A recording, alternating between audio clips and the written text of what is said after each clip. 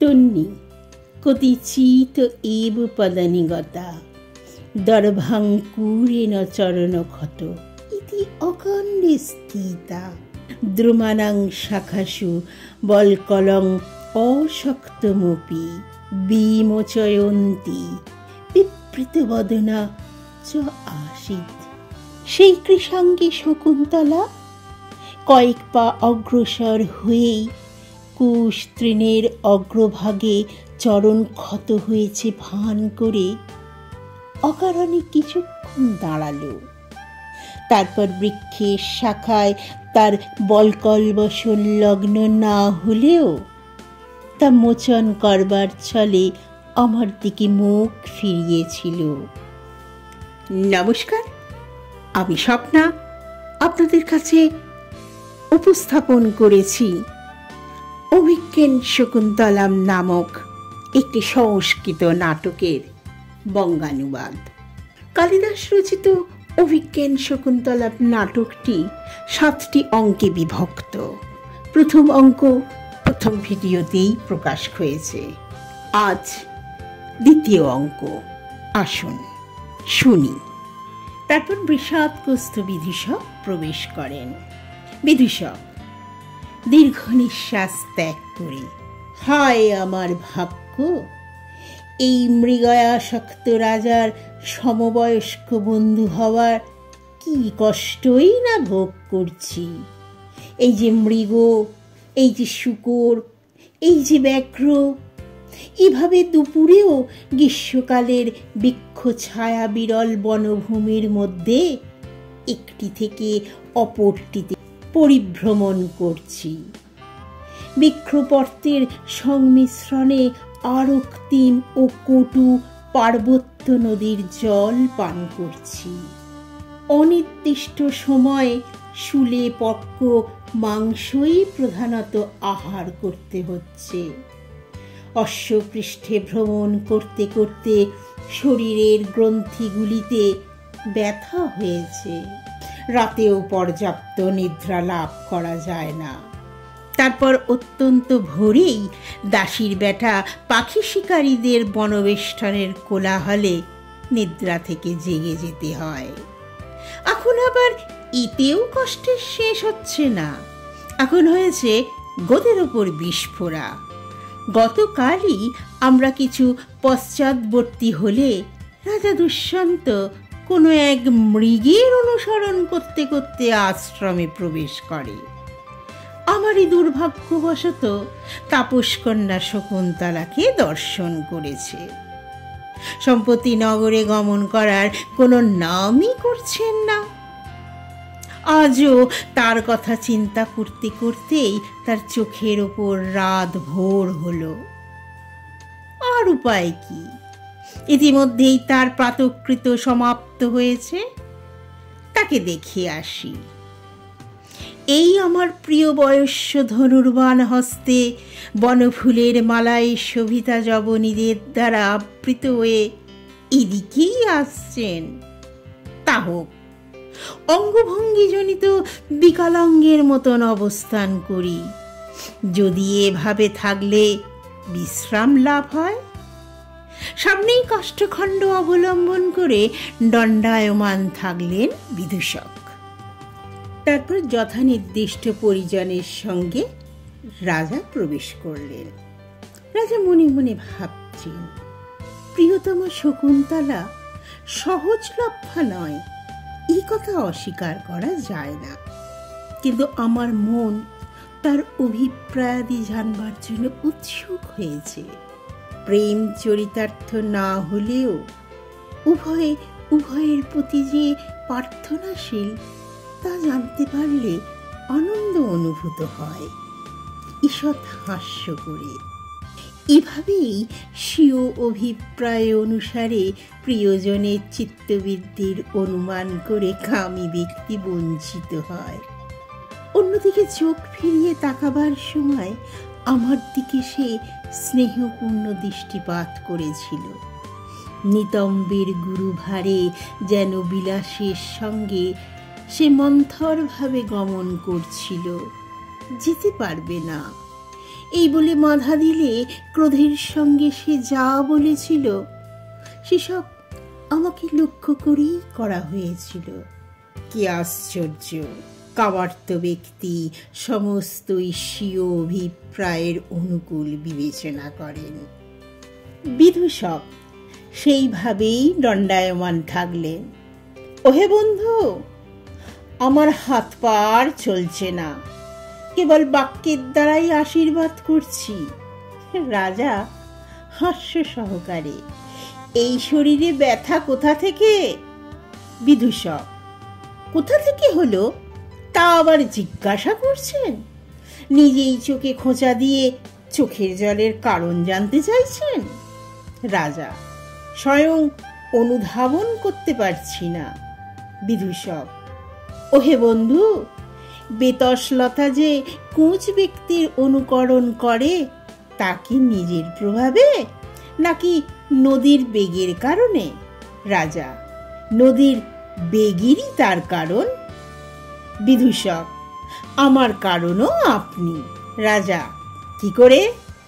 বিদূষক, এভাবে রাজকার্য ত্যাগ করে যেরকম ভয়ঙ্কর স্থানে আপনি বনচরের বৃত্তি গ্রহণ করেছেন, সত্যি বলতে কি প্রতিদিন বন্যজন্তুর অনুসরণ করতে গিয়ে শরীরের গ্রন্থিসমূহ স্থানভ্রষ্ট হয়েছে।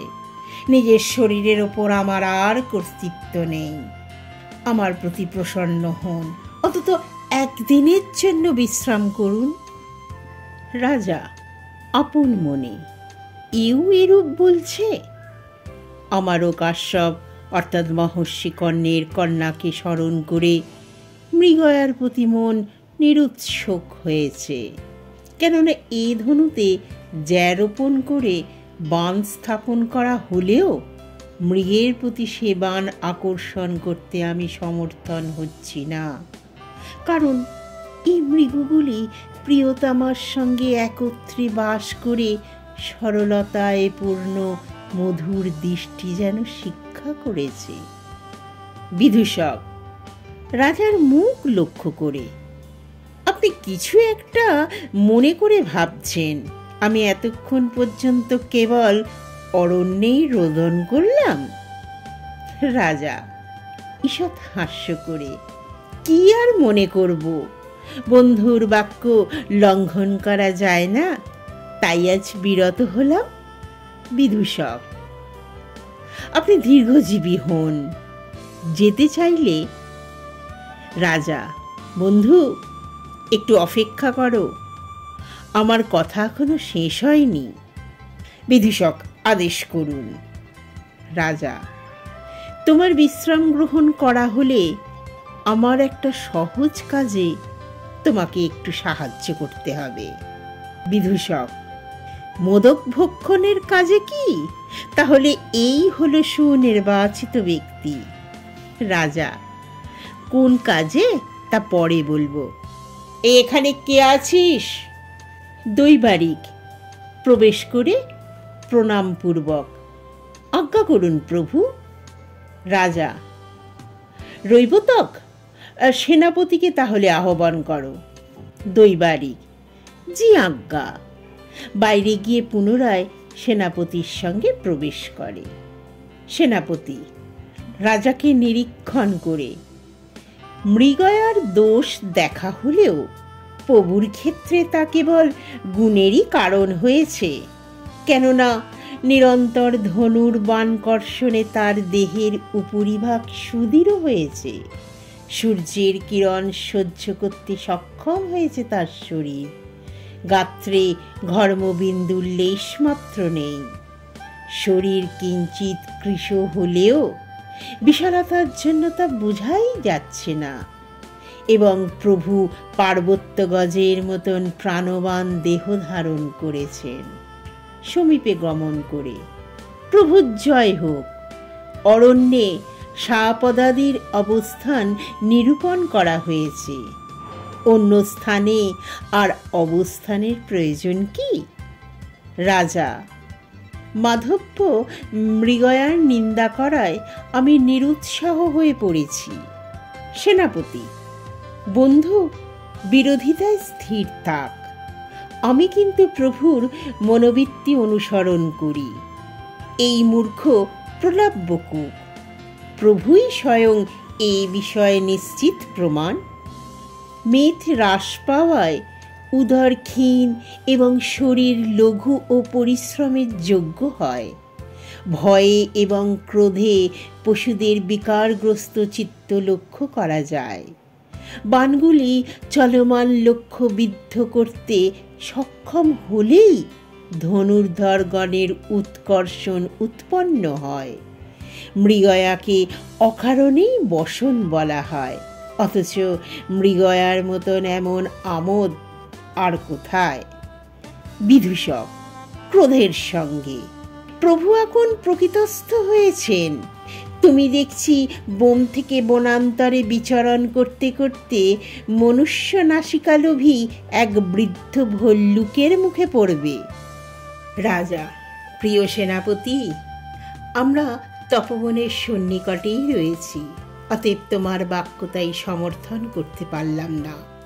আজ মহিষগুলো তাদের শৃঙ্গের দ্বারা বারবার ক্ষুদ্র জলাশয়ের জল আলোড়িত করে তাতে অববহন করুক। মৃগগুলি ছায়াতে দলে দলে সমবেত হয়ে চর্বিত চর্বণ অভ্যেস করুক। শূকরগুলি জলাভূমিতে নির্ভয়ে মূষা উৎপাদন করুক এবং আমার শিথিল জ্যা ধনু বিশ্রাম লাভ করুক। সেনাপতি, প্রভুর যেমন অভিরুচি। রাজা, তাহলে পূর্বে যারা বনবেষ্টনের জন্য বেরিয়ে পড়েছে তাদের নিবৃত্ত করুন, যাতে আমাদের সৈনিকরা তপবনের কোনো অশান্তি সৃষ্টি না করে, সেভাবে তাদের নির্দেশ করবেন। দেখুন, শান্তিপরায়ণ তাপসীদের মধ্যে দহনক্ষম তেজ প্রসন্নভাবে বিদ্যমান থাকে। স্পর্শ শীতল সূর্যকান্ত মণির মতন তেজের দ্বারা অভিভূত হলে অগ্নি উদ্গীরণ হয়। সেনাপতি, তা প্রভু যা আজ্ঞা করেন। বিদূষক, তোমার মৃগয়ার উৎসাহ ধ্বংস হোক। সেনাপতির প্রস্থান। রাজা, পরিজনবর্গের দিকে দৃষ্টিপাত করে তোমরা মৃগয়ার বেশ পরিত্যাগ করো। রৈবতক, তুমিও নিজের কাজে প্রবৃত্ত হও। পরিজন, প্রভু যেমন আদেশ করেন। নির্গত হলেন। তাহলে পূর্বে যারা বনবেষ্টনের জন্য বেরিয়ে পড়েছে তাদের নিবৃত্ত করুন, যাতে আমাদের সৈনিকরা তপবনের কোনো অশান্তি সৃষ্টি না করে, সেভাবে তাদের নির্দেশ করবেন। দেখুন, শান্তিপরায়ণ তাপসীদের মধ্যে দহনক্ষম তেজ প্রসন্নভাবে বিদ্যমান থাকে। স্পর্শ শীতল সূর্যকান্ত মণির মতন অন্য তেজের দ্বারা অভিভূত হলে অগ্নি উদ্গীরণ করে। বিদূষক, আপনি তো মক্ষিকাটি পর্যন্ত বিতাড়িত করলেন। সম্প্রতি এই বৃক্ষের ছায়ায় লতায় নির্মিত দর্শনীয় চন্দ্রাতপের বেদিতে আপনি উপবেশন করুন, আমিও ততক্ষণ সুখে উপবিষ্ট হই। রাজা, অগ্রে গমন করো। বিদূষক, আপনি আসুন। দুজনেই পরিক্রম করে উপবেশন করলেন।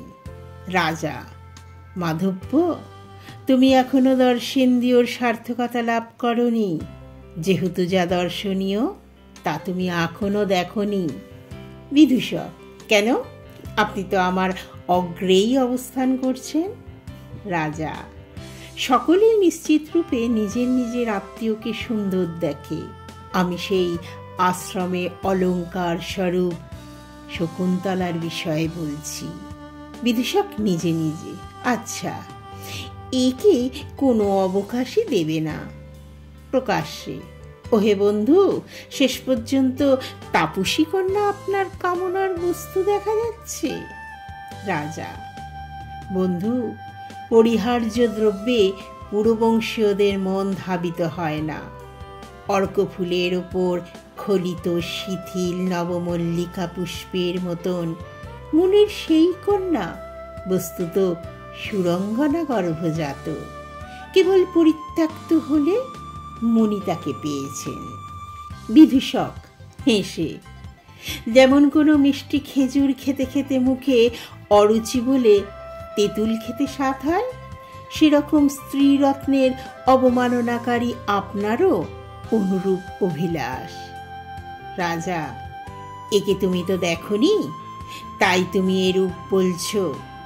বিদূষক, তাহলে সে নিশ্চয়ই অত্যন্ত মনোরম হবে, যেহেতু সে আপনারও বিস্ময় উৎপাদন করেছে। বন্ধু। রাজা, বন্ধু, অধিক বলার প্রয়োজন নেই। বিধাতা প্রথমে চিত্রপটি অঙ্কন করে তারপর তাতে প্রাণের সংযোগ করেছেন, অথবা জগতের সমুদয় সৌন্দর্য আহরণ করে মনে মনেই তাকে সৃষ্টি করেছেন। বিধাতার নির্মাণ নৈপুণ্য এবং তার দেহখানির কথা চিন্তা করে সে শকুন্তলা বিধাতার অপর নারীরত্ন সৃষ্টি বলে আমার প্রতীতি হচ্ছে।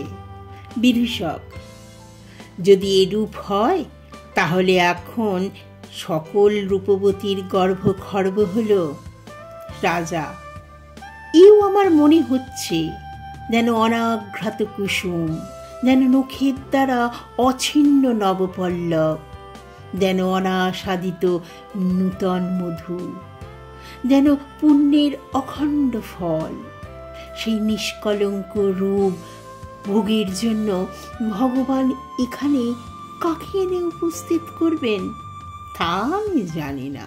বিদূষক, তাহলে সত্বর আপনি একে পরিত্রাণ করুন, অন্যথা কোনো এক ইঙ্গুদি তেল ব্যবহারে মসৃণ মস্তক তপস্বীর হাতে পতিত হবে।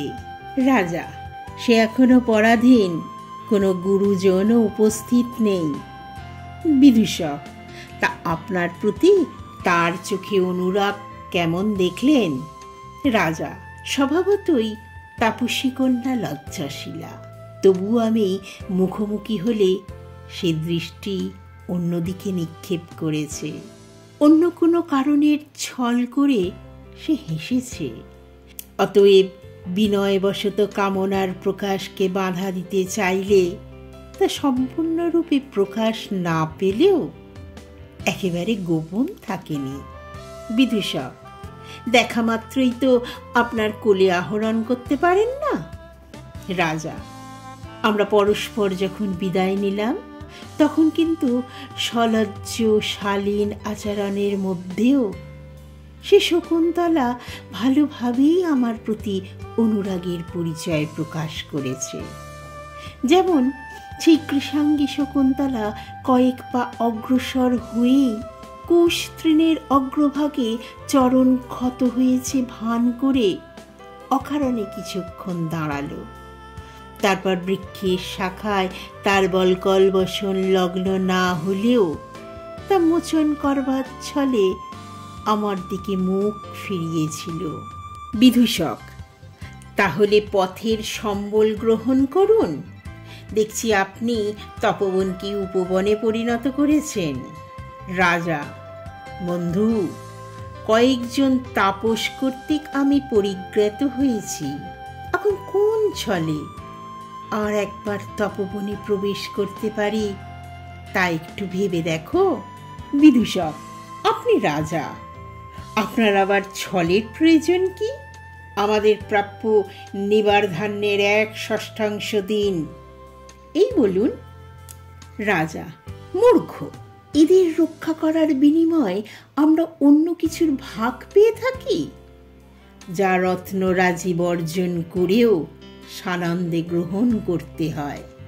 দেখো, নৃপতিগণ ব্রাহ্মণাদি বর্ণ থেকে কর রূপে যা পেয়ে থাকেন সে বস্তু নশ্বর। তপবনবাসী তাপসীগণ আমাদের তপস্যার অক্ষয় পূর্ণ ফলের 1/6 প্রদান করে থাকেন। নেপথ্যে যাই হোক, আমাদের উদ্দেশ্য সিদ্ধ হয়েছে। রাজা, কথাগুলো শুনি। ওহে, এই কণ্ঠস্বর ধীর ও প্রশান্ত, তাপসদের কণ্ঠস্বর বলে মনে হয় প্রবেশ করে। দৈবারিক, প্রভুর জয় হোক। এই দুজন ঋষিকুমার দ্বার দেশে উপস্থিত হয়েছেন। রাজা, তাহলে সত্তর তাদের নিয়ে এসো।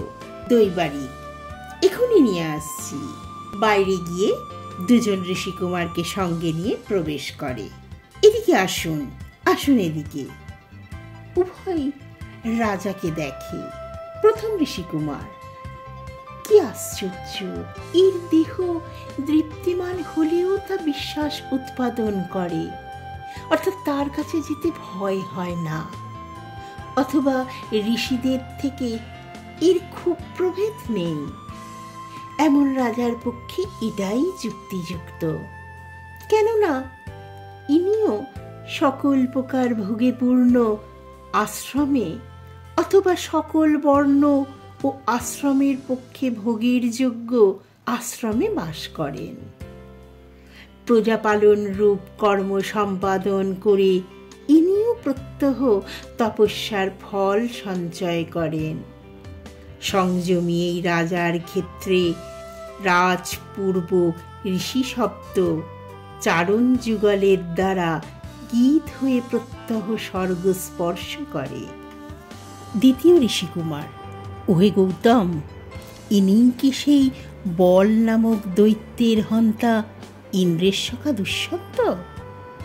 প্রথম, হ্যাঁ তাই। দ্বিতীয়, তাহলে নগর তোরণের অর্গলের ন্যায় দীর্ঘ বাহুযুক্ত এ ব্যক্তি একাই সাগররূপ শ্যামল প্রান্ত ভাগ বিশিষ্ট সমগ্র পৃথিবীকে যে পালন করেন, এই বিষয়ে বিস্ময়ের কিছু নেই। দৈত্যদের সঙ্গে চিরদিনের শত্রুতা আছে এমন দেবতারা সংগ্রহে এর জ্যাযযুক্ত ধনুতে ও দেবরাজ ইন্দ্রের বর্জিত জ্যায়ের আশা করে থাকেন। উভয় নিকটে গিয়ে, রাজার জয় হোক। রাজা আসন থেকে উত্থান করে, আপনারা দুজনেই আমার অভিবাদন গ্রহণ করুন। উভয়, আপনার কল্যাণ হোক। ফল উপহার দিলেন, প্রণামপূর্বক গ্রহণ করেন। আপনাদের আদেশ প্রার্থনা করছি। উভয়, তপবনবাসীরা জেনেছেন যে আপনি এখানে রয়েছেন, সেই কারণে আপনাকে একটা প্রার্থনা জানিয়েছেন। রাজা, তারা কি আদেশ করেছেন? উভয়, পূজনীয় মহর্ষি কর্ণের অনুপস্থিতির সুযোগে রাক্ষসেরা আমাদের যজ্ঞক্রিয়ার ব্যাঘাত সৃষ্টি করছে, সে কারণে আপনি কেবল একজন সারথীকে সঙ্গে নিয়ে কয়েক রাত্রির জন্য আশ্রমটিকে রক্ষা করুন, এটাই প্রার্থনা। রাজা, অনুগৃহীত বোধ করছি আমি। বিদূষক, যাতে অন্য কেউ শুনতে না পায় এভাবে, এখন এই অনুরোধ আপনার অনুকূলেই গেল। রাজা ঈষৎ হাস্য করে, রৈবাতক, সারথীকে আমার নাম করে বলো যে যেন ধনুর্বাণ সহ আমার রথ এনে উপস্থিত করে। দৈবারিক, প্রভুর যে আদেশ, এই বলে নির্গত হল। ঋষিকুমার দ্বয় আনন্দের সঙ্গে, পূর্বপুরুষদের অনুগামী আপনার পক্ষে এটি যথাযোগ্য হয়েছে, কেননা বিপন্নদের রক্ষারূপ যজ্ঞে পূর্ববংশীয়রা নিয়তই তৎপর থাকেন।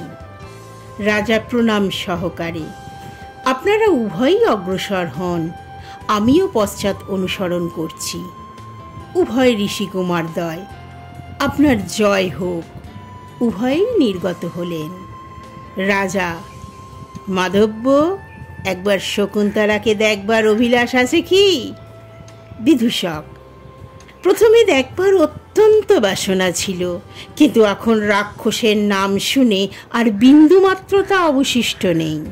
রাজা, ভীত হয়েও না, তুমি তো আমার নিকটেই থাকবে। বিদূষক, তবে এবার রাক্ষসদের মুখ থেকে রক্ষা পেলাম।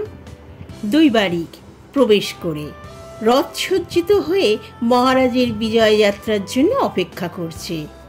এদিকে আবার করভোগ রাজধানী থেকে রাজমাতার আদেশ নিয়ে এখানে উপস্থিত হয়েছে। রাজা সমাদরপূর্বক, মাতা প্রেরণ করেছেন কি? দৈবারিক, হ্যাঁ মহারাজ। রাজা, তবে সত্বর প্রবেশ করাও। দৈবারিক, যে আজ্ঞা।